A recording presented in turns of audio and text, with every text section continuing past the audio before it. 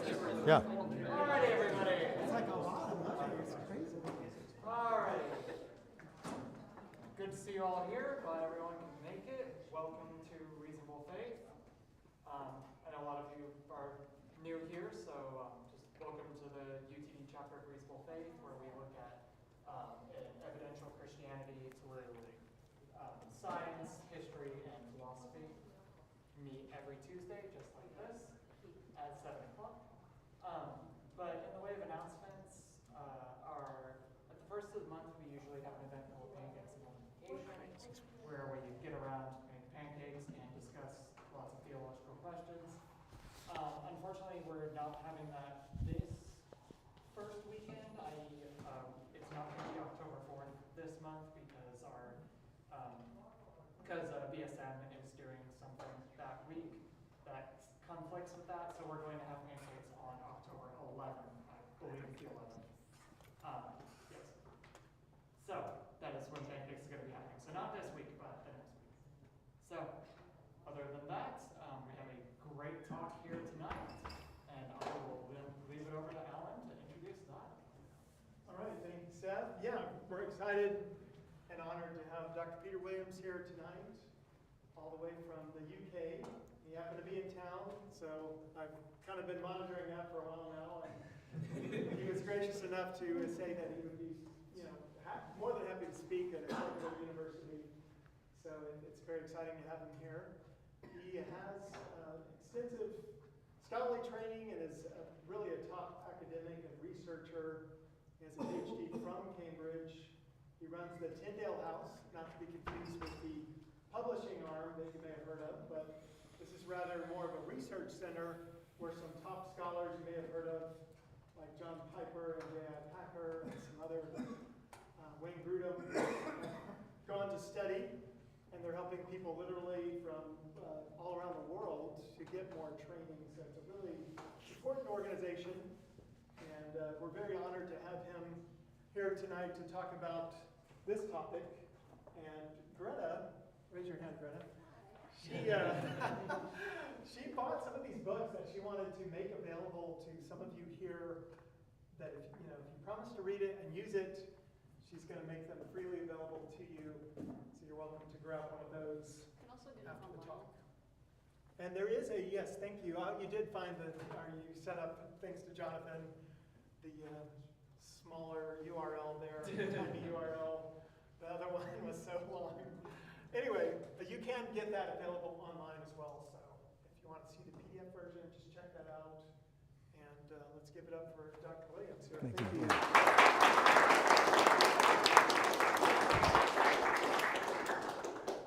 Thank you, Alan. Thank you, Mr. President. Thank you, ladies and gentlemen. It's great to see you all and to be talking about this subject, Can We Trust the Gospels? Also want to give a shout out to Simon, who's my right-hand man over from Cambridge, where he runs Tyndale House, where we do lots of Bible research. So that's really great. And no, please don't do something strange like try and authenticate EduRome. But anyway, if you want to get a very informative magazine on the Bible, this particular thing, then do use these cards, and there's a URL that goes with them. So I've just got a temporary, we find, escape. Okay.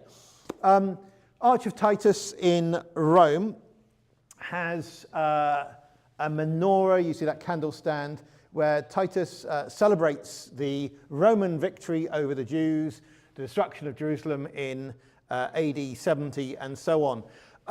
It's a very well documented time, but it's really interesting in terms of how it relates to the subject of can we trust the Gospels, which is obviously an interesting subject because of this person, Jesus Christ, that the four Gospels relate to.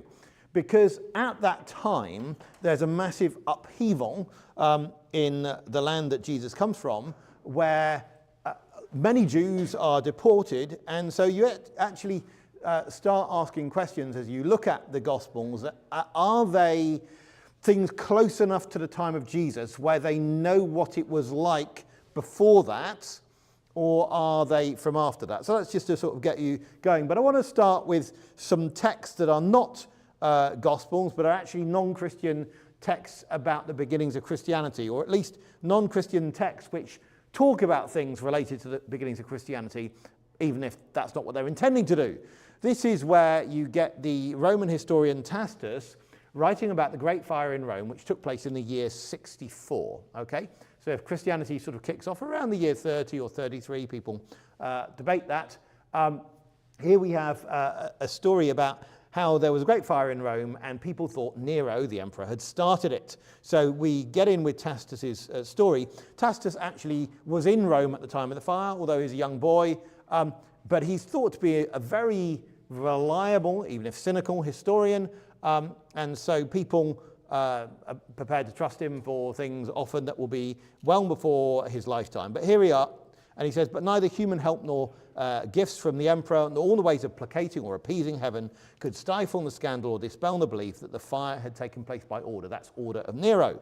Therefore, to scotch the rumour, Nero substituted as culprits and punished with the utmost refinements of cruelty a class of men loathed for their vices, whom the crowd called Christians. Christus, the founder of the name, had undergone the death penalty in the reign of Tiberius by the sentence of the procurator Pontius Pilatus, and the pernicious superstition was checked for a moment, only to break out once more, not merely in Judea, the home of the disease, but in the capital, that's Rome itself, where all things horrible or shameful in the world collect and become fashionable. So there we have it. So what I want you to notice is firstly that there's this group called Christians, okay? And that they are named after Christus. Now, Christus is a Latin form of the Greek word Christos, but the Greek word Christos is itself a form meaning anointed, which seems to be a very close translation of the Hebrew word Messiah. So if you've got a group of people who are called Christians, presumably this is a group of people who are somehow believe that the long-awaited Jewish Redeemer has come. And I think that's already something you can derive from these words. The founder of this had been killed sometime in the reign of Tiberius, who was emperor from the year 14 to the year 37, and that happened by the sentence of the procurator Pontius Pilatus. Well, people think at this point Tacitus is making a mistake because he's actually a prefect, but the point is Pilate was in charge of Judea from between 26 and 37, but because of the sort of time when this would be, it has to be, the death penalty has to be sometime between 26 and 36 if it's going to be at Passover time. And then it talks about how it seemed to stop things, but then it broke out again, which you could read a resurrection into that if you like. But now what happens is that Christianity has spread in the 35 years since then, and now it is in Rome 1,400 miles away. And then he continues about what's going on.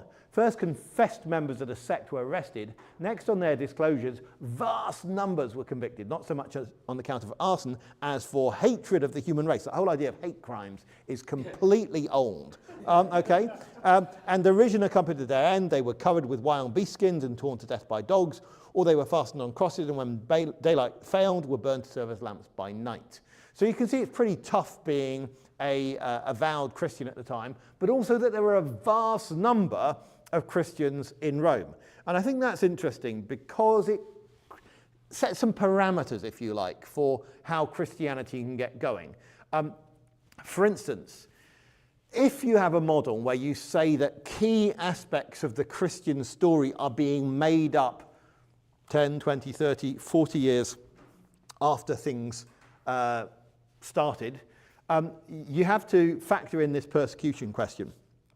For instance, if Christianity had already spread far and wide, changing the PR campaign after 40 years is not going to work. As in, the message will not be able to be altered because you've got so many people across such a wide area. Of course, you might be able to persuade some in some locality, but the wider it's spread and the harder it is being a Christian, the harder it is to see that going on. And I want to just show you another record by a Roman. This is Pliny the Younger, not to be confused with his uncle Pliny the Older, who went too close to Vesuvius in the year 79 and didn't make it. But he is writing a creepy letter to the emperor around the year 112, talking about "Oh dear Emperor, I love to have your advice on how to deal with these awkward Christians." So he says, "I interrogated them as to whether they were Christians. If they confessed, I interrogated them a second and a third time, threatening punishment. If they persisted, I ordered them to be led off." That means led off to execution. "As for those who denied that they were or ever had been Christians, when they invoked the gods in words given by me and prayed with incense and wine offerings to your statue, which I had ordered to be brought for this very purpose, along with the images of gods, and also cursed Christ, which is said that no true Christian can ever be compelled to do, I thought they should be discharged." Well, that's very generous of him. So there are basically three tests he's setting for whether you're a Christian.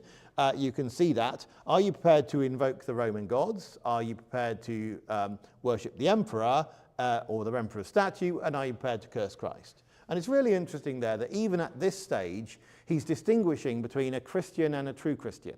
No true Christian can ever be. There are Christians in name, and then there are the real deal, which is a really interesting thing for me. But also there's a logic to it. The logic is somehow these Christians don't seem to be able to worship Roman gods. Why not? Well, no, but really, why not? Because, how many gods do Romans have? Well, the number keeps on going up.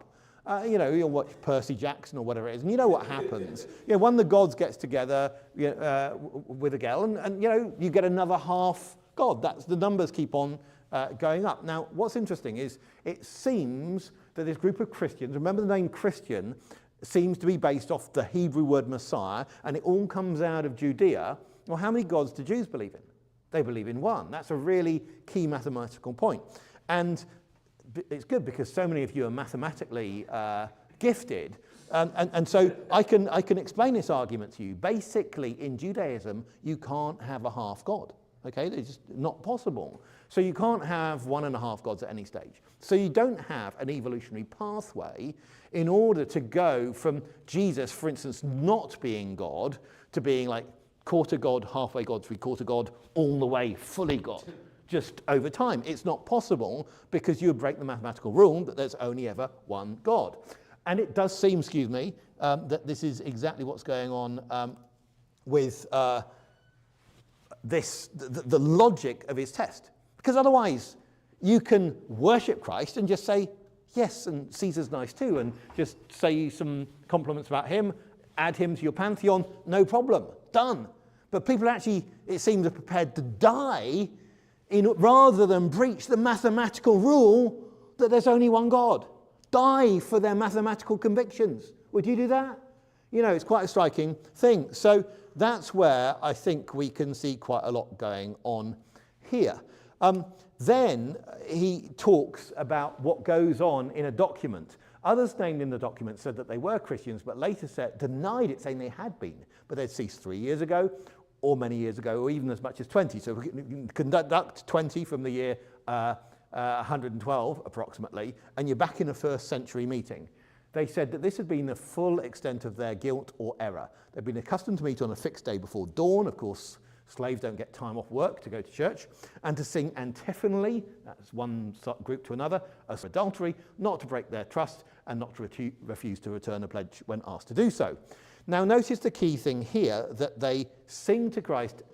They're worshipping Christ as God, and mathematical rules are you can only have one God in Judaism. They have somehow identified Christ as the one God who made the universe. That seems to be the logic behind this text, and that's a very interesting thing. So it's not something that evolves over time, it's that rather remarkable. And then it talks about the numbers again of Christians. Many people of every age, every rank, and of both sexes are being and will be called to trial, nor is it only cities that are affected, but the disease of this superstition is also reaching villages and farmsteads and ranches and whatever. It seems possible to check and correct this. It's pretty well agreed that the temples, which had almost become deserted, have now begun to be frequented again, and that all the sacred rites which had been neglected for a long time are recommencing, and the flesh for sacrificial rites is being sold, for which up to now it was hard to find a purchaser.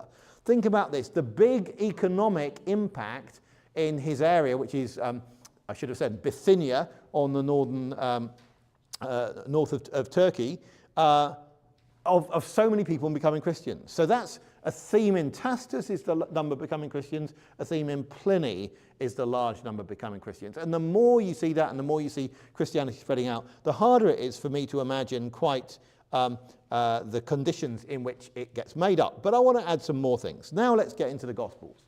But one of the striking things is, who's the most famous person alive at the time of Jesus? It is, of course, the Roman Emperor Tiberius. We have 4 biographies of Jesus' life. They're called Matthew, Mark, Luke, and John. They're Gospels. How many biographies do we have of the emperor? About the same number. Valerius Paterculus, Tacitus, Suetonius, and Cassius Dio. Now let's look at the number of words there are in each of these books. Now, I'm slightly fudging data here because some of these are in Latin, some of them in Greek, but more or less one Latin word will average out a bit at one Greek word. So it's just to give you some sense of the length of these. And you can see, with the exception of Tacitus, the ones about the emperor are actually shorter. Now, of course, the emperor has other things, like there are inscriptions, there are coins, but in terms of biographies, this is rather striking. And with Tacitus, that looks longer. That book is not really a biography of Tiberius so much as it's annals, which are like accounts of what happened in the years of his reign. A lot of it's not about Tiberius, whereas the vast majority of the Gospels is about Jesus. Occasionally have a little excerpt where you go off on explain something about someone like John the Baptist, but that's all again building up to the story of Jesus. So then we look at when our earliest manuscripts. And you can see that the earliest manuscripts of the 4 Gospels are much closer in time to Jesus and the Gospels than with the earliest copies of accounts of Tiberius. Now, that doesn't mean the ones about Tiberius are unreliable, okay? It simply means this. People are prepared in classical studies to trust stuff that shows up in quite late manuscripts and know that copying generally occurs reliably.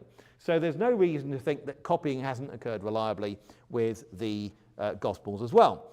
And then what dates are they? Well, here I put in italics the dates of the world's, I think, leading Bible skeptic, Bart Ehrman. So these aren't my own dates. These are, let's use a Bible skeptic and use his dates.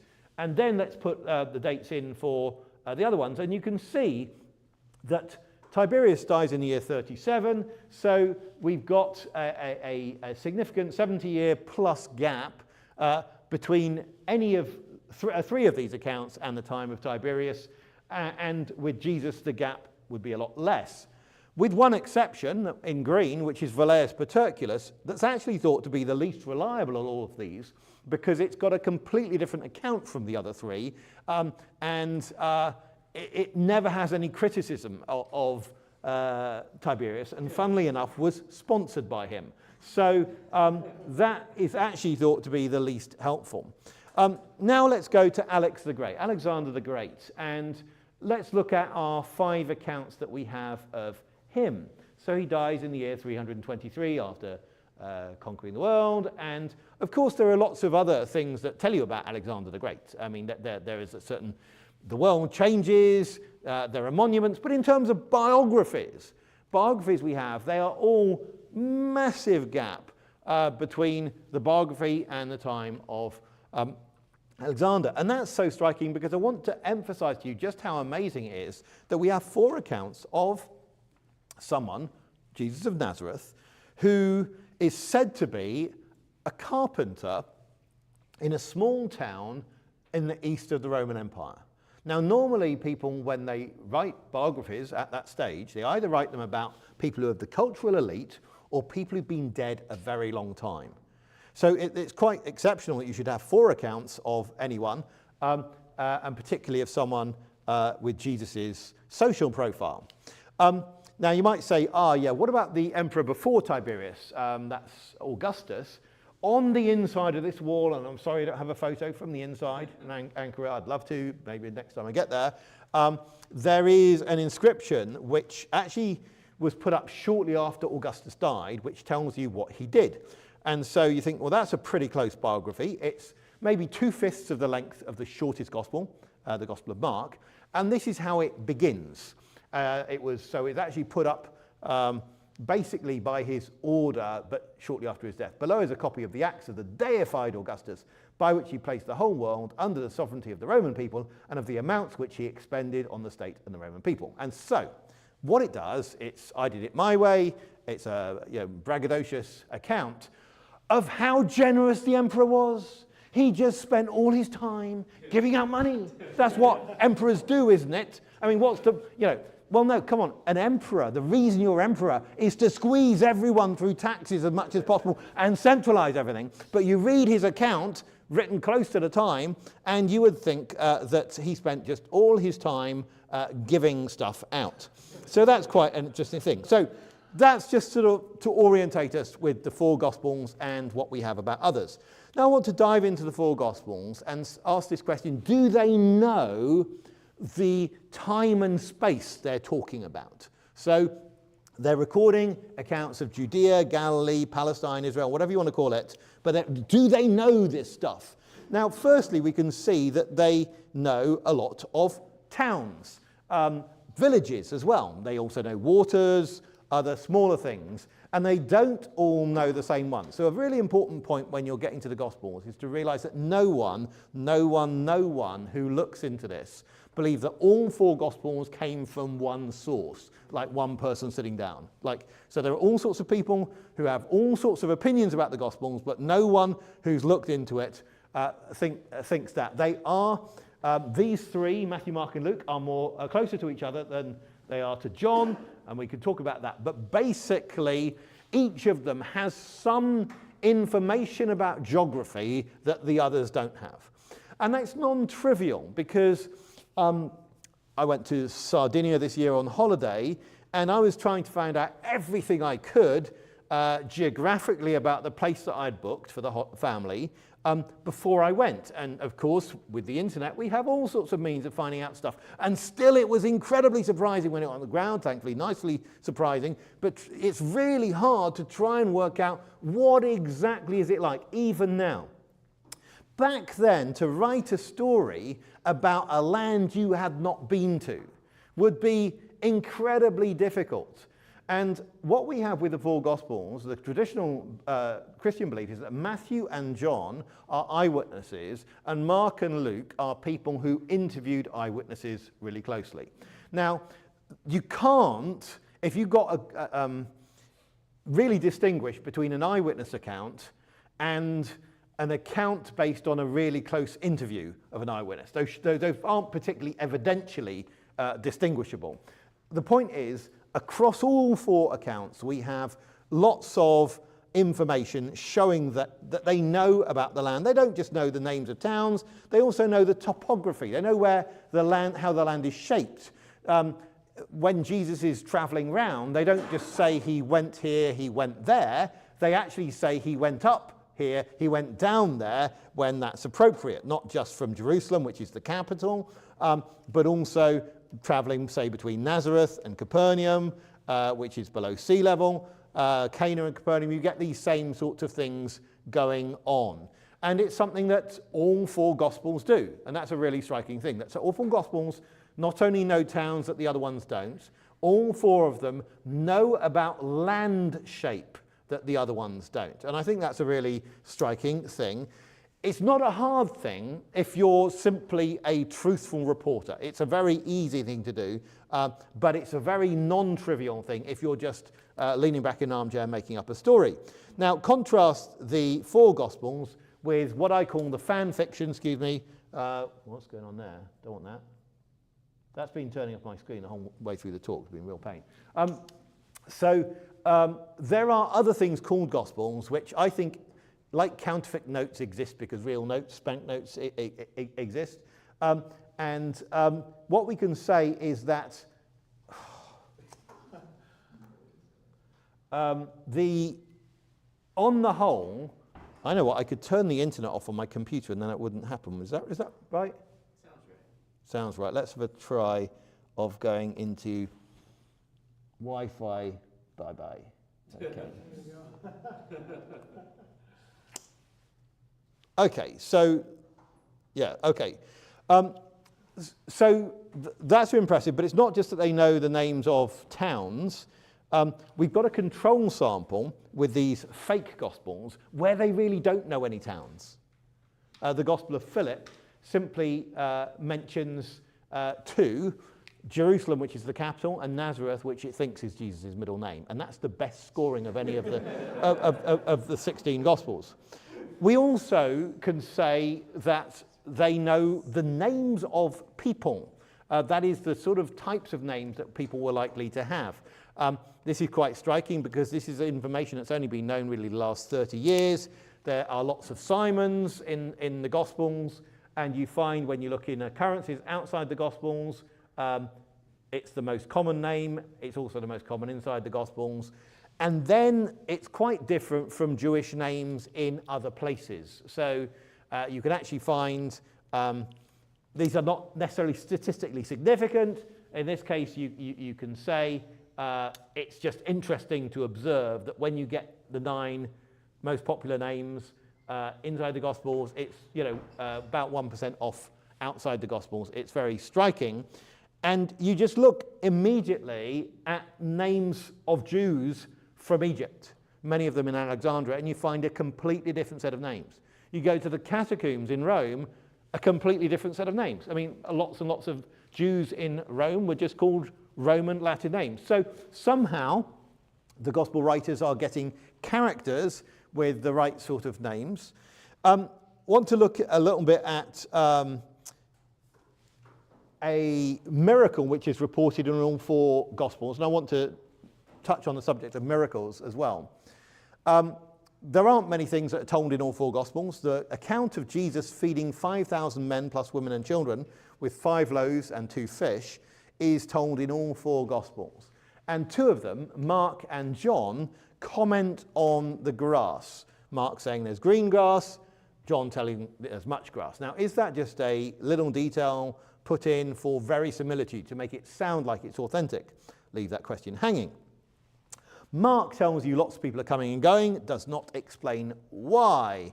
But John tells you it's Passover time, which I guess is their equivalent of Thanksgiving. Try booking a plane ticket near Thanksgiving, and it costs a lot. So the point is that the information from John explains why lots of people are traveling in Mark.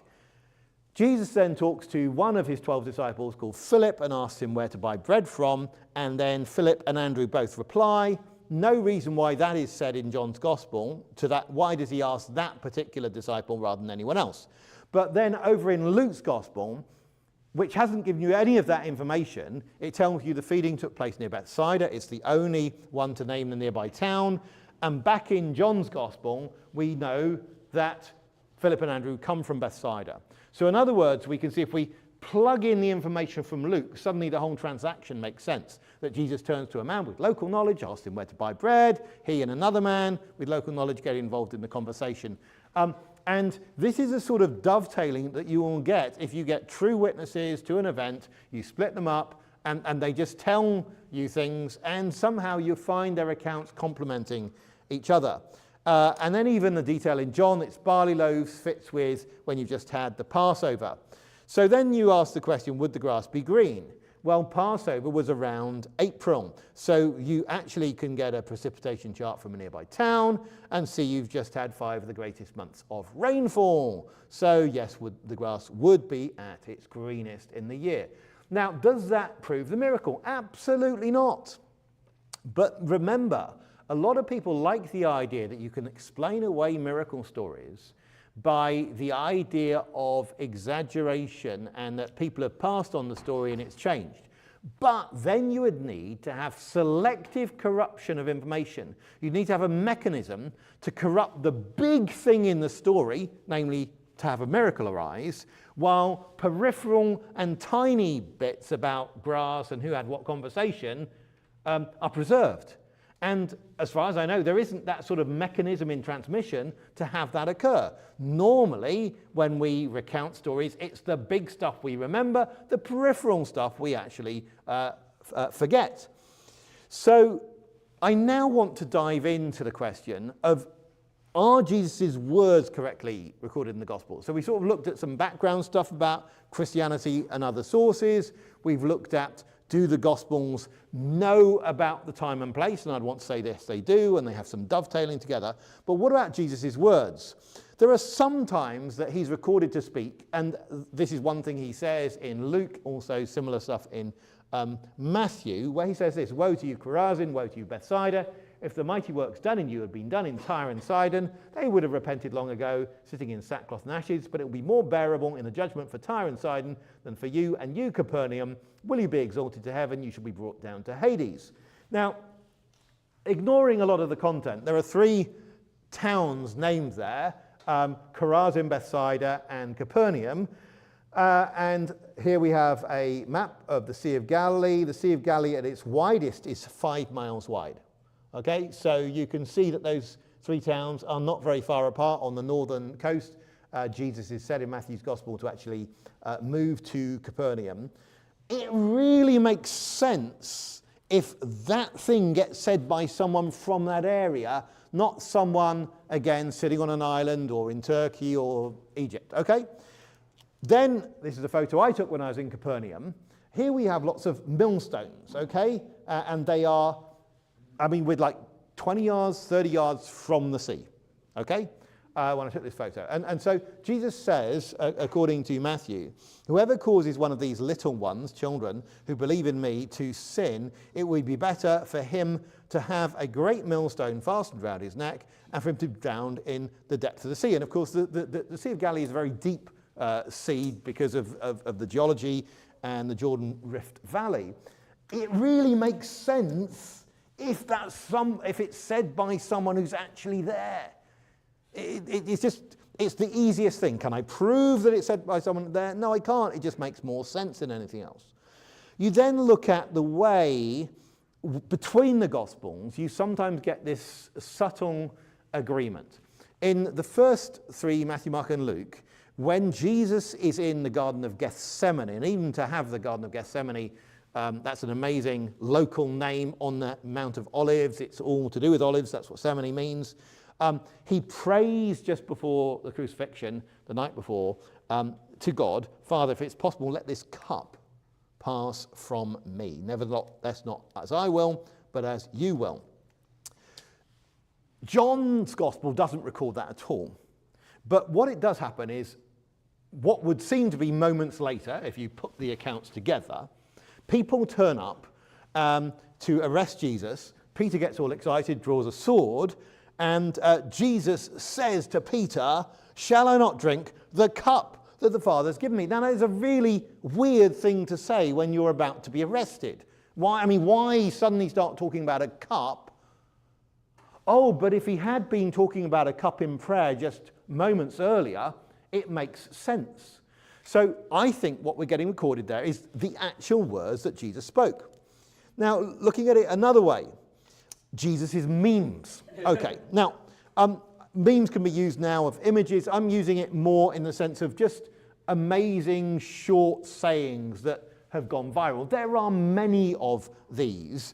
And Winston Churchill is at about 8 to 10 million words and doesn't have the quotes that Jesus has in a fraction of that, okay? And this is an interesting thing. "All who live by the sword will die by the sword. Judge not that you be not judged. Do unto others what you'd have them do to you. Turn the other cheek. Render to Caesar the things that are Caesar's." People find these amazing sayings, and that's just a few of them. Gandhi wrote about the render to Caesar saying. What an amazing thing it is. Obama says, "Do unto others as you would have them do unto you. Treat people the way you would want to be treated. And if you're not doing that, and if society is not respecting that basic principle, then we're going backwards instead of going forwards." Or his mate, Elon Musk, the limbic instinct for vengeance is incredibly strong, which is why turn the other cheek is such a powerful idea. Now, who comes up with "do unto others what you'd have them do to you"? The first person to articulate that, according to the Gospels, is Jesus. Historically, no one has ever been shown to have said that before. So then you have a question. Did Jesus say that, or did he just have super insightful followers who came up with great IP, intellectual property, and credit it to him. That is a more complex idea than the idea that he's the genius and these sayings go out into the 4 Gospels because of him. And the thing is, it's not just that they're in one Gospel. Something like, greater love has no one than this, that he should lay down his life for his friend. That's in John. The truth will set you free. That's in John. But turn the other cheeks over in Matthew. You see, and so you get these amazing sayings in Jesus' words. Now, the 4 Gospels are only about 9 hours long if you read them out loud in English, and maybe just about 4.5 hours of Jesus' speech. If you know, in a red letter Bible, you emphasize maybe half of the Gospels, and then there's overlap between the 4 Gospels. So we don't actually have hours and hours of Jesus' words, and yet what we find in them is so striking in terms of its quality. So we could, sorry, the print's a bit small here, but just with, going through Luke, no servant can serve 2 masters. Everyone who exalts himself will be humbled. He who humbles himself will be exalted. One's life doesn't consist in the abundance of possessions. Every kingdom divided itself is laid waste. There are so many of these sorts of things. Now, it's not just that you have Jesus supposedly saying all these remarkable sayings. You also have remarkable stories. One of the particular forms that he says is in parables. Now, one person comments that this is almost an exclusively Palestinian practice. In other words, it was something that the rabbis in Palestine would use and not the rabbis elsewhere. Okay, it's a particularly local thing. We also know that the early Christians didn't use parables. So if you go to the 2nd century, Christians are hardly using that at all. Jesus' parables often use the Old Testament. I actually wrote a book about that. And they show knowledge of rabbinic traditions. So you can sort of build a profile of the sort of person who needs to be behind these. And it turns to map very well onto the profile of Jesus. Here are just some of the stories. The story of the lost son, story of the Good Samaritan. Good enough story that lots of people call even charities exist named after that. So many amazing stories. And then we can go into the specifics of these stories and look at some of the features. So here's, for instance, the shortest story Jesus told goes like this. The kingdom of heaven, or that's attributed to Jesus, is like leaven, yeast, that a woman took and hid in 3 measures of flour till it was all leavened. And the word for leaven, that occurs in 2 Gospels, Matthew and Luke, is the word for measure is the word sia in English, sarton in Greek. And what's interesting is that word was not understood outside the land. That's why Josephus, when he records about this measure, needs to explain to his audience what it is. Because, like, you have gallons that are like 3.8 litres, is that right? And we have gallons that are 4.4. One of the things that are bigger in the UK, not many, but that's one of them. And measures just vary from place to place. And so Jesus is using a dry measure that only works in his land. Over in Egypt, they'd be using the artaba. Over in Italy, they'd be using the modius. It really fits. So that's one feature of the story that makes sense if it's told by someone from the land. The kingdom of heaven is like leaven that a woman took and hid in 3 measures of flour till it was all leavened. But there's a bit more about it, because 3 seahs of flour just occurs once in the Old Testament. These are all of the references we have to seah. And funny enough, 3 only occurs once. All of the others are the numbers. And it occurs with flour, and it's the first time the measure is ever mentioned in the Bible. It's in the first book of the Bible, in Genesis chapter 18, where Abraham went quickly to the tent and said to Sarah, "Quick, 3 seahs of flour, knead it and make cakes," and then he goes off and gets a calf. Now, what's so interesting there will come clear in a minute or two. Another of Jesus' stories is about an unjust manager. It mentions a bath, not a bath, which is a liquid measure. It mentions a core, which is a dry measure. It has the phrase, the sons of light, which is a phrase specific, found in the Dead Sea Scrolls near the place of Jesus. And it has a phrase, unrighteous mammon, which is not only has the Aramaic word mammon, which is a local thing for Jesus, but also the phrase unrighteous wealth, which again is a particularly local phrase. This is a Dead Sea Scroll. the war of the sons of light against the sons of darkness. But in those few verses, I think it's like 5 verses, we have, sorry, it's in 4 verses, we have 5 features that I think are geolocatable. They are all the sorts of things that come from the land of Jesus. Now, when we look across the different stories that Jesus is reported to have told in the Gospels, what we find is that the same mind seems to be behind them. Because I would say that in the parable of the leaven, which I just read, the number comes from the Old Testament. That's in Matthew and in Luke. The parable of the unforgiving servant who owes 10,000 talents, the number seems to come from the Old Testament. That's in Matthew only. And here we have a story that's only in Luke, which is of the unjust manager, and it talks about the precise amounts owed, and again, the number seems to come from the Old Testament. So what I would argue is that you seem to have the same mind behind the different stories that are showing up in different Gospels, okay? The simplest explanation there is you've got one mind. Anything else is going to be a more complex explanation. So I'd want to argue these are all signs that basically what we have in the Gospels is correct reporting of Jesus. Looking at one of Jesus' most famous stories is where there's a runaway son who goes off into a far country and then comes back, and the father runs, falls on his neck and kisses him. The father then says, quick, bring out the best robe and put it on him and put a ring on his hand, and he goes and gets a fatted calf. Now what's so interesting there is that all of those features can be traced back to the book of Genesis, where the first person in the Bible to say quick is Abraham.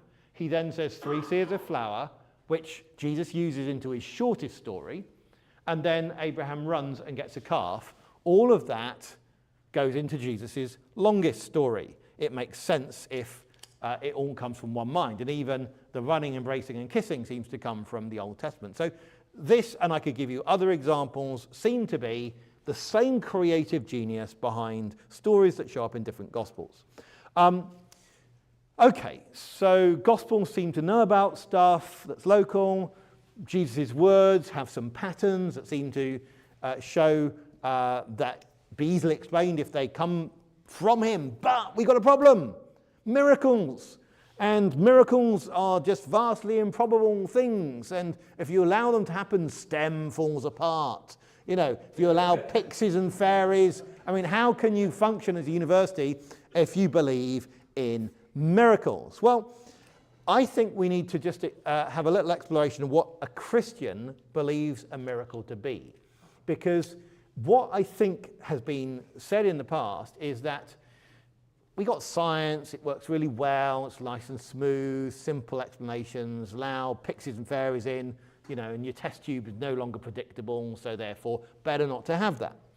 And then sometimes a Christian might come along and say, I want you to bolt a miracle onto your worldview, and it doesn't seem to fit. It just, you know, you never can quite see that there's enough evidence for it. But what I'd say is Christians don't believe that miracles spoil the pattern. We believe that miracles make a pattern pointing to Jesus.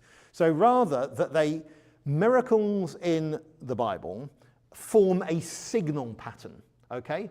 And a signal pattern is actually something that can be recognized. So there are lots and lots of miracles attributed to Jesus. Of course, one of the most striking things is the idea that he rises on the 3rd day after being crucified by the Romans.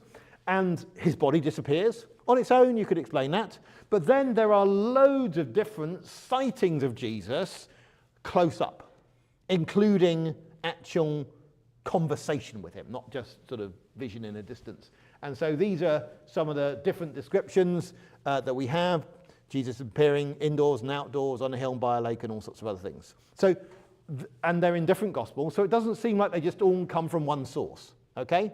There are lots and lots of people claiming to have seen Jesus risen from the dead.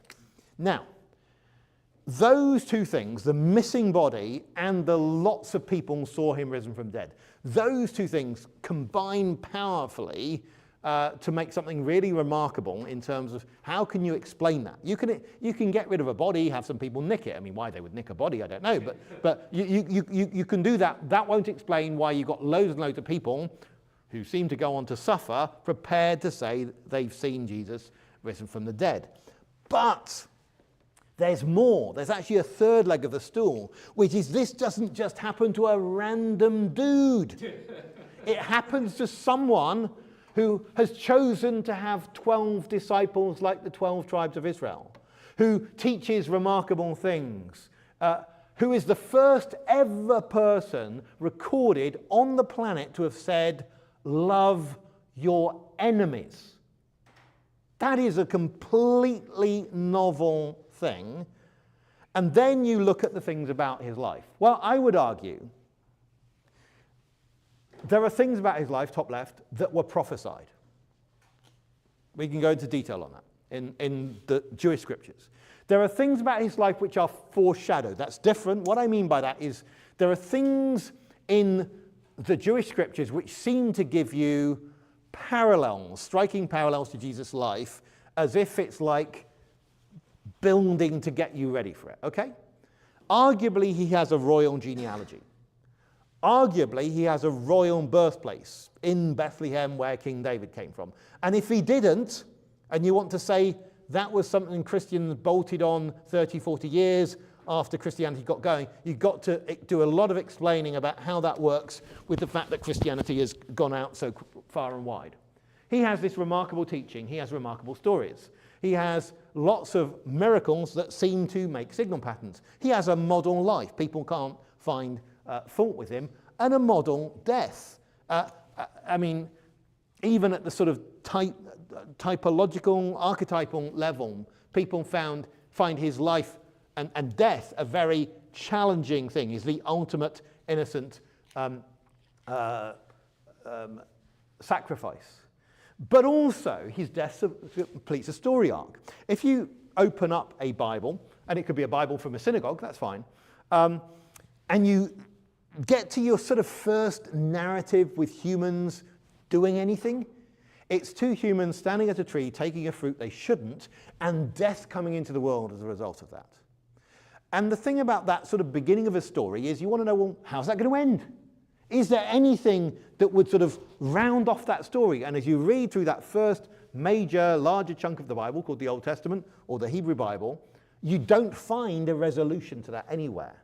But the striking scene that comes away from you when you read the New Testament is this picture of an innocent victim on a tree. A cross is not just a cross, it is actually a tree.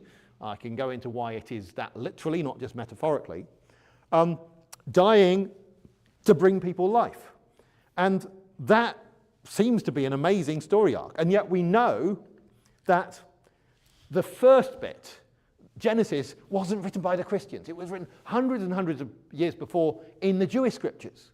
And the story arc is made within Jesus' own life.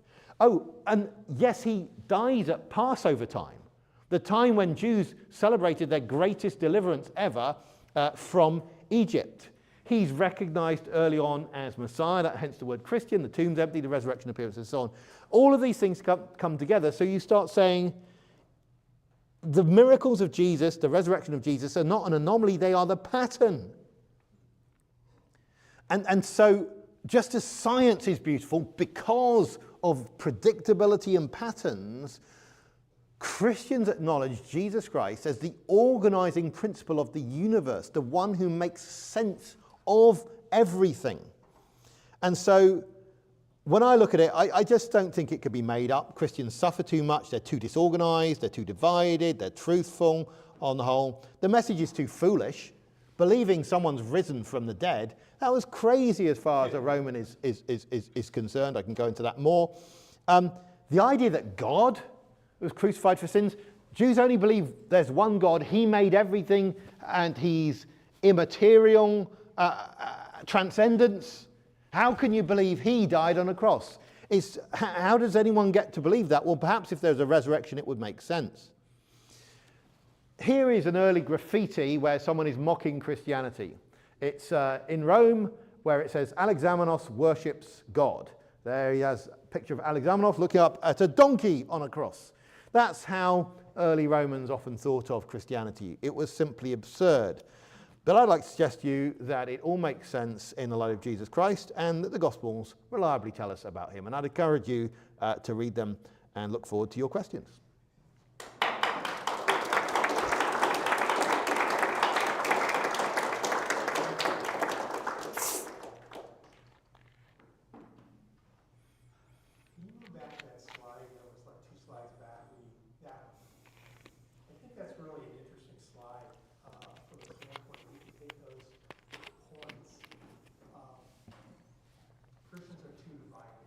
Yeah, I didn't go into that. Sorry, that just skipped over that. In Paul's letters, he's writing to people like the Galatians or the Corinthians, so people in Turkey, people in Greece, and seems to be having a difference of opinion with them sometimes. It's difficult even for him, who's been to those places, to get people to agree with him. So the idea that everyone can sort of club together to sort of work on their united alternative truth doesn't really work. And so I think the fact that all the different groups think Jesus risen from the dead, all the different groups think Jesus is God, at least early on in early Christianity, that's such a striking thing. And I think it's best explained if it goes back to the very earliest point. Yeah. You mentioned about the tree versus cross. Can you expand on that a little bit? Yes, so a cross is not planed down smooth wood, okay? Why would Romans want to make sure that their crosses were particularly straight planks like you might have in a piece of architecture? No reason for that. But also, until the 13th century, the English word tre, what meant both the substance wood and the sticky up thing in the ground, okay? It meant both that. And then we now split as if they're two different things, whereas you would have said of wood in the past, that's tree, if you like. So that makes quite a difference in terms of the fact that whether in the Hebrew, when it says, cursed is everyone who hangs on a tree, or when it's in Greek where it uses the word xylon, like our word xylophone, which is a wooden voice, I suppose, it means both the sticky up thing in the ground and the substance. So people would have seen, I think, Jesus as hanging on a tree, not just metaphorically, but, okay, yes, it's an uprooted tree, but it's still a tree, sure. If that makes sense. Yeah. In your opinion, did Jesus get assistance carrying the cross, or did he carry it on his own? Well, it says that Simon of Cyrene, that's in North Africa, carried him. Lots of interest there because Simon, what happens with the common names is they often have something extra. So because there are 8 different Simons in the Gospels and Acts, the fact that it even tells you where he's from is important. And in Mark's Gospel, it tells you Simon, the father of Alexander and Rufus, and Mark, presumably writing in Rome, is explaining to people, you actually know his sons. So I think that's going on there in Mark 15. So I think, yes, there's a known person who assisted carrying the cross. That doesn't mean he assisted at every point. So in John's Gospel, it doesn't talk about someone assisting, but again, not every Gospels aren't claiming to be complete. They're just reporting and giving you snapshots. Yeah, the back. Something like the resurrection. You have even some Christians, like David Dunley Hart comes to mind, who says these are sort of just, they're so different and sort of so, that you obviously have later communities of Christians sort of riffing on a core and adding the fanciful details and so on, with different groups of people meeting Jesus in different order and different places and so on. Can you say a little bit about Right. So what I'd say is we've got 4 accounts of Jesus rising from dead. Mark's is the briefest. I take it ends at chapter 16, verse 8. And as well as basically 27 books in the New Testament, all of which presuppose that Jesus is alive. There are differences between those accounts. For instance, if you read Matthew's Gospel, women come to the tomb, and there's an angel that freaks out the guards who, collapse and toddle off into Jerusalem. The angel speaks to the women who turn around, and then they meet Jesus. And then in John's Gospel, it says Mary went to the tomb and found the stone rolled away. She went back and said, we don't know where they've laid him, says that to the disciples. So John's already telling you, I'm not telling you everything, because he talks as if Mary's there, but then there's a plural when she gets back. And then 2 disciples run to the tomb. Then in John's Gospel, Mary is back at the tomb, but it never tells you when she gets back. These 2 disciples go in, see grave clothes, toddle off. Mary stays around and sees someone she thinks is the gardener, who then turns out to be Jesus. Okay, so you say, how do you fit those 2 together? Well, what I'd say is that the striking thing for me is that the resurrection accounts agree on the big thing, that Jesus rose from the dead, and they also, all of them, either have 1 or 2 angels or men in bright clothes, okay? And yet Jesus is never in bright clothes.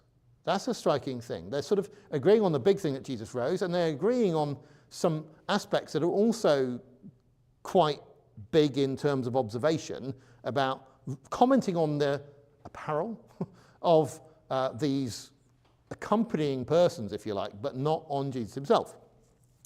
Then you get into this bit where Mary meets this gardener figure who turns out to be Jesus when he speaks to her.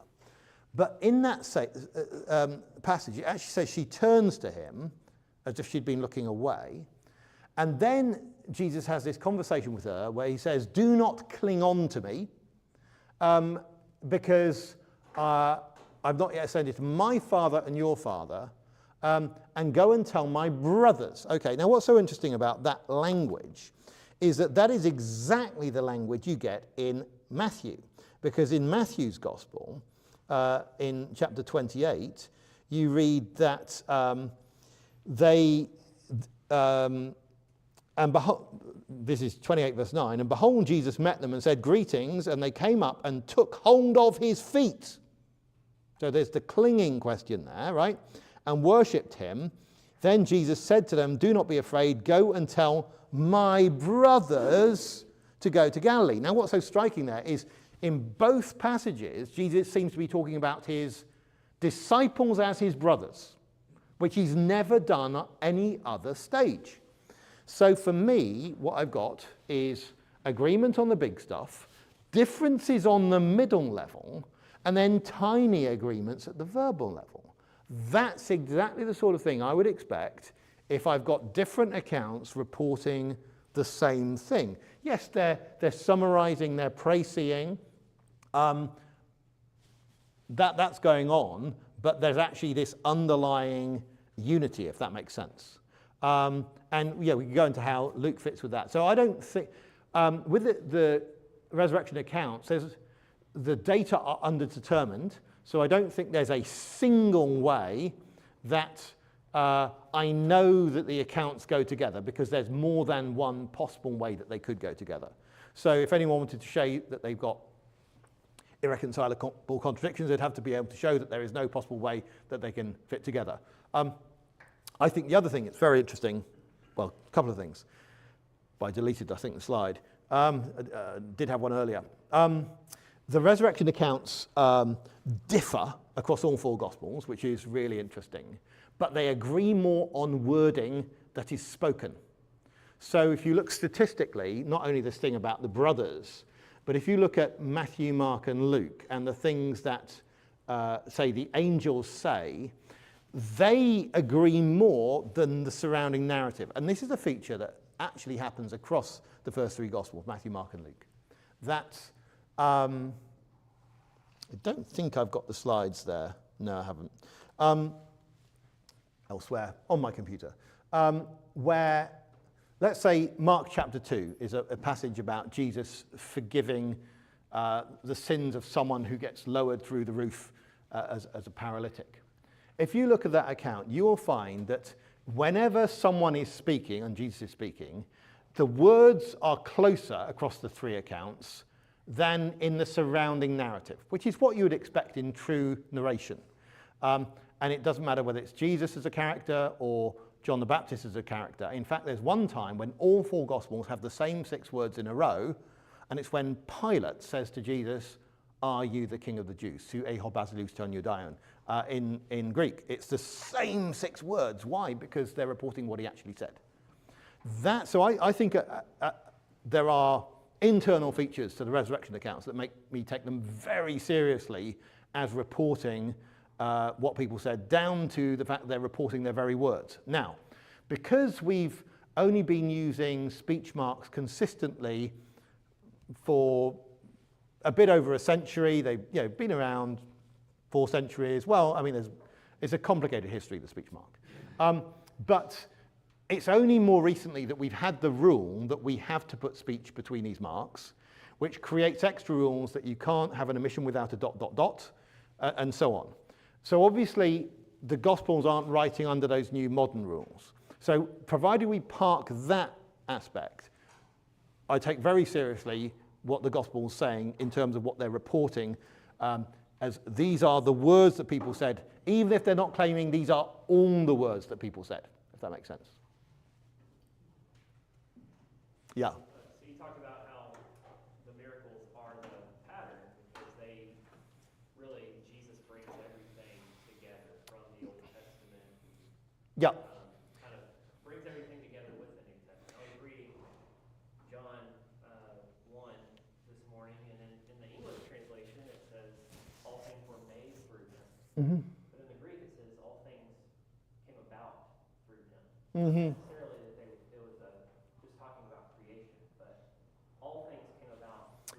Yeah. One thing didn't come about apart from it. Yeah.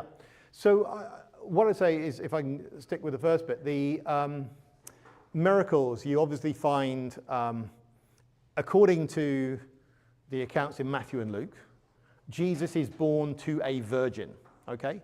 And that's not just a random miracle. That's also because he is both fully God and fully man, and God is his father. So it's not just a random, oh, let's show, God showing how I can do something.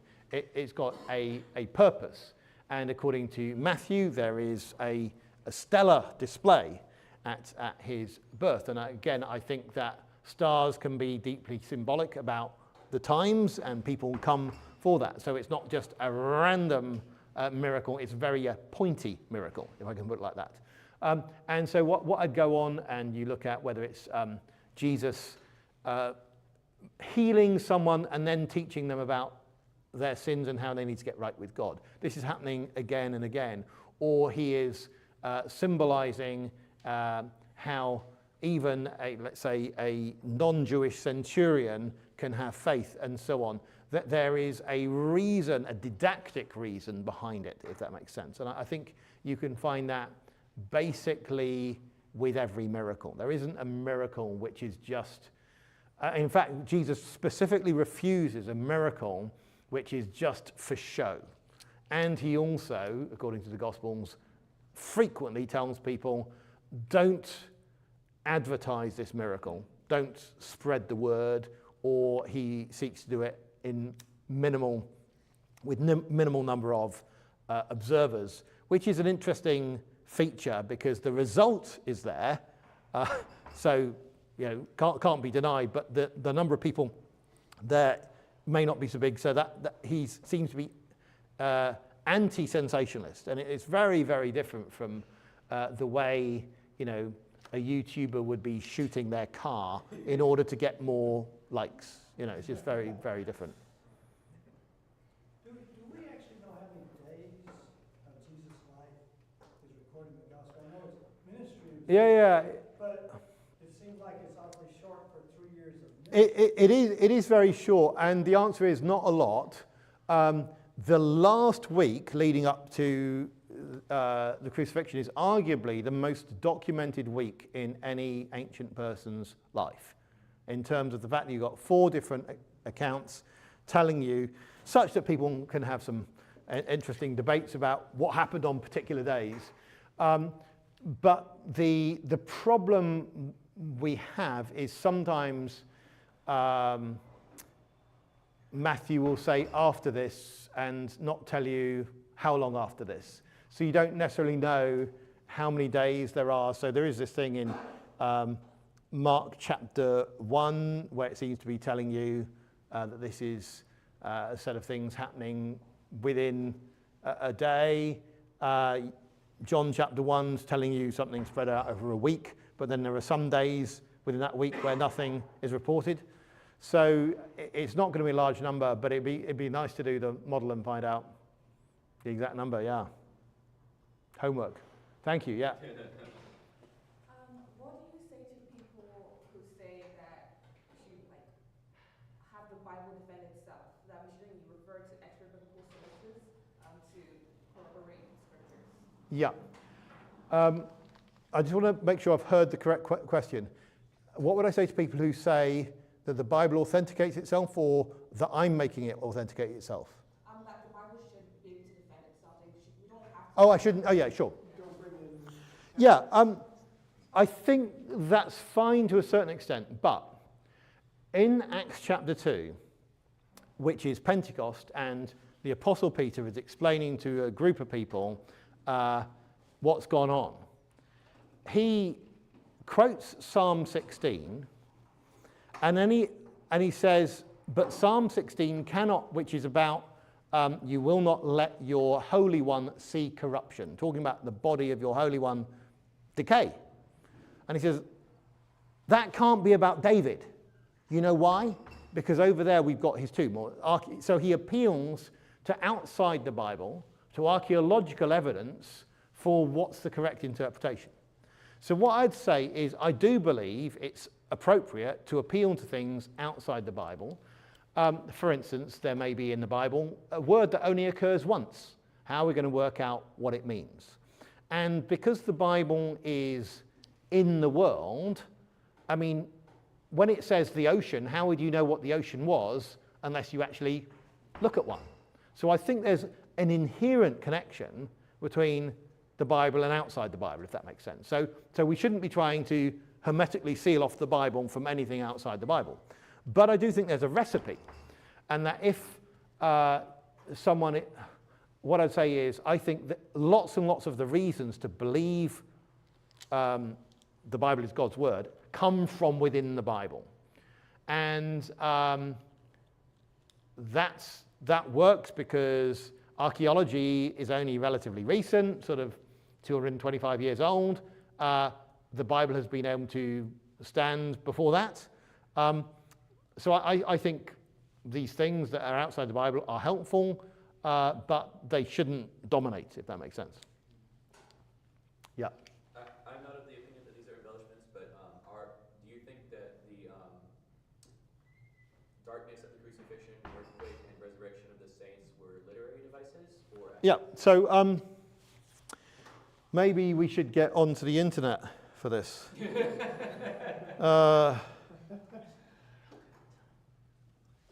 Maybe someone can look up deadseaquake.info. Deadseaquake.info. I don't know if the website's still up. But anyway,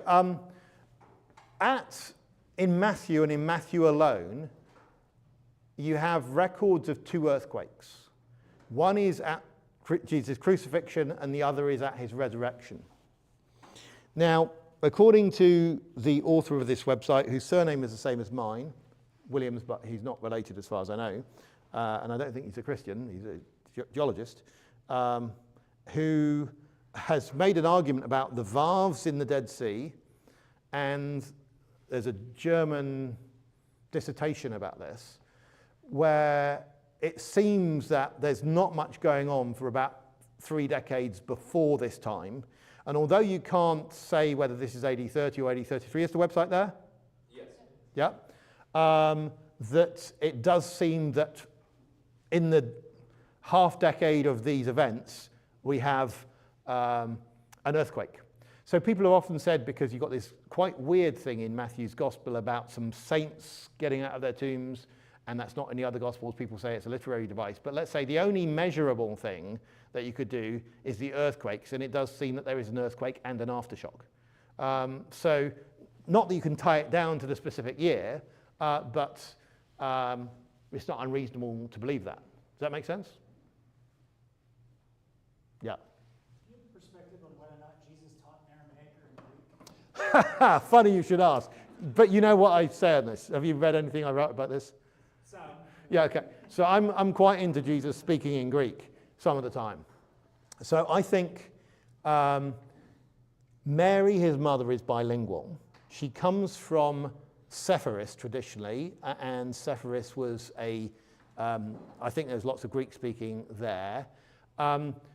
He has 4 half-brothers. Simon is a name which works in Hebrew and Greek. And Joseph, his half-brother, also gets called Joses, which is a Greek termination. He has a half-brother called James, or in Greek, Jakobos. And in Matthew's gospel, his grandfather, via Joseph, is Jacob. So what's the difference between Jacob, and Jakobos? One is Jacob, the Hebrew name. One is the Hebrew name with a Greek ending put on. So I think that's happening because after AD 6, it's clear Greek's the way forward. That's when the Romans that use Greek in the Eastern Roman Empire are in charge. And Jesus has disciples. 2 of them have Greek names, Philip, and Andreas, or Andrew. And that's interesting because Andrew, is in the fishing business with his brother Simon and James and John, who have Hebrew names. But why does Peter and Andrew's parents, why do they call their son such a very Greek name? So I think there's plenty of that going round. And then when you get to what he teaches, well, he comes up with this phrase, hypocrite. Okay, the first person, I think, to have the analysis of hypocrisy in society. So virtue signaling and all of that, Jesus is ahead of the curve and pointing out. No, seriously, because a hypocrite isn't someone with double standards like we use it in a narrow sense. It's an actor, fundamentally. Now, acting, so the point about acting is that Greeks have theatre, Romans have theatre imitating the Greeks. Arameans don't have theatre, Hebrews don't have theatre. So when he looks at a load of Pharisees who are, people who are trying to separate and be super Hebrew in their religion, and says, you are Greek theatre actors, it really works if he's insulting them with that word. And it seems that he's using a Greek word in that case. So there are other cases. I think Jesus uses his 8 Latin words. I think he invented 2 Greek words. There's lots of that. So the word, give us our daily bread, I think that makes sense if it's a Greek word that he invented, and that's why it's in Matthew and Luke. It's the same word, not attested elsewhere before Jesus. I think we can make lots of case that he uses Greek. And alliteration is another thing, but yeah. Sorry. Oh. But he uses Aramaic as well. Yeah. Sorry. If you feel like it, do you feel like touching on the authorship of the Gospels? Like, yeah. How much of a factor were the names? Matthew, Mark, Luke, and John. You said in the talk, no one thinks it was just one person. Oh, sorry. No one thinks that one person wrote all 4 Gospels. Oh, pardon me. Right? Yeah, sorry, I should have been clear on that. Oh, okay. Yeah, sorry. Okay, so the thing I don't do is give dates to the Gospels, because they don't come with dates on them. They come with names on them. So obviously, that means they have to be written during the lifetime of people. The way I look at, say, Mark and Luke is it's easier because they're not some of the 12 disciples. They would be nobodies if it weren't for the Gospels, if you like. So you can't say of the first Harry Potter and the Philosopher's Stone, right? That J.K. Rowling put her name on it in order to sell it, because she was unknown at the time. She became known because of her books, right? So I think in the same way, that's what we got going on with Luke and Mark. Those names add zero credibility to the books to start with. So there's no reason for anyone to falsify those. There could be a reason for people to put Matthew and John on because they were early disciples. But what I'd say is Matthew seems to be more interested in money than any of the other Gospels, which, given that he's supposed to be a tax collector, makes sense. So the wise men bringing treasure, the temple tax in chapter 17, the bribe to the guards, Judas Iscariot's betrayal money, the parable of the talents, all that sort of stuff is in Matthew. And he actually has more numbers than any of the other Gospels, which is just for mathematicians might be interested in that. And with John, he does seem to have a profile of someone who fishes in Galilee and maybe sells some fish down in Jerusalem. So I think you can build up that case. But again, it's not that we can prove these things. It's simply that they are more reasonable than any alternative. Evidence builds up. Yeah. Thank you. Yeah. So earlier on in the talk, you're talking about how like it would be hard to make changes or make additions Yeah. to the gospel since like Christianity spread out so fast. Yep. It would be hard to change everything. What about like additions and stuff that we do see, i.e., like the long ending of Mark, Yeah, sure. the story of the adulterous Yeah. woman, that like we don't have in Sure. these manuscripts? How do those get in there? Yeah, so thank you. That's great. Gives me a chance to clarify.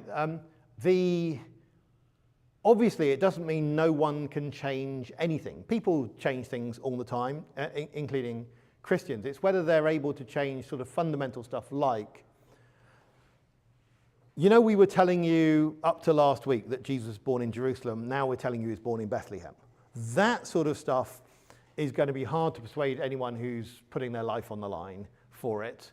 That's more problematic. Now, what we can say with the textual change over time is where we have two extra 12-verse passages. One is at the end of Mark, one is in between John 7 and 8. Is that the earliest manuscripts we don't have these. They seem to come along later. But the great thing is, because no Christian ever made a bonfire of manuscripts that differed from each other, all the evidence survives. And it's more like a sort of explosion where you sort of pick up the pieces and are able to, say, the good thing about, say, the ending of Mark, and there's actually a Mark 16 online project I was an advisor to, where they put up online all of the early manuscripts in any language relating to this, is that there are Latin manuscripts that don't have that ending. There are Greek manuscripts that don't have that ending. There's a Syriac manuscript that doesn't have the ending, and it happens to be the earliest Syriac manuscript. There are Coptic manuscripts that don't, and so there are Georgian manuscripts that don't. So you start getting all these different languages, and so the idea that anyone could cover something up isn't possible. Then we can look through history and we can say these two passages have basically been known through the entire history of the church to anyone who's educated, if I can put it like that. So 500 years ago, Erasmus, who's this incredibly learned person, wrote about the fact that there are differences in the manuscripts at this point. Now, the great thing is that he had access to just a few manuscripts. Now we have access to about 1,000 times more than he had. Now, there's probably a mathematical name for this, but about if you, say, got coyotes in a confined area and you go and capture some and mark them and then release them and then go back again and you find how many of the ones you capture next time have the mark on, you can work out the total number of coyotes in the area, right? You can do exactly the same with textual variation. So you can work out, based on the fact that as we discover new manuscripts, how many of them have variations that we never knew about before. You can basically extrapolate from that an approximation of all the variations that have ever existed in any manuscript, including ones that don't survive. And what we can say there is that as manuscript numbers have gone up massively over the last 500 years, the numbers of uncertain passages or disputed passages have not gone up in that same way. And therefore, if future discoveries are anything like what we've been discovering the last 500 years, and why would they not be, then you don't expect any nasty surprises in terms of what they find. So what I'd say is, for me, those two passages actually serve in a funny way to corroborate all of the rest. Because since the time of Erasmus, 500 years ago, no one's found any other 12-verse passages, that he didn't know about, where there are differences in the manuscripts. Yeah. On that theme, are there any other extra biblical, Gnostic gospel, something like that you, find interest in, or? Well, things can be interesting, but I would say any of the apocryphal gospels, I think, are basically secondary in terms of, I don't think they preserve,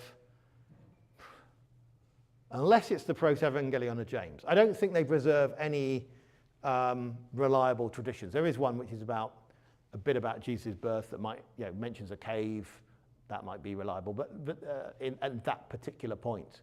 But something like, say, the Gospel of Thomas, which is one of the earliest ones, is very clearly faked off after the time of Paul, because it's talking about whether circumcision benefits, which is a very particular discussion that Paul has in his letters, if that makes sense. So, I think there can be some things where you're not sure whether it's signal or noise. And I think with a lot of those, there might be something, but it'd be really hard to ever know.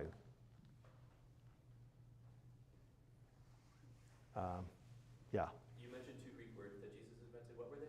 Oh, I think the word epiousios, which is give us today our daily bread, is a word that first occurs in the Lord's Prayer in Matthew and Luke.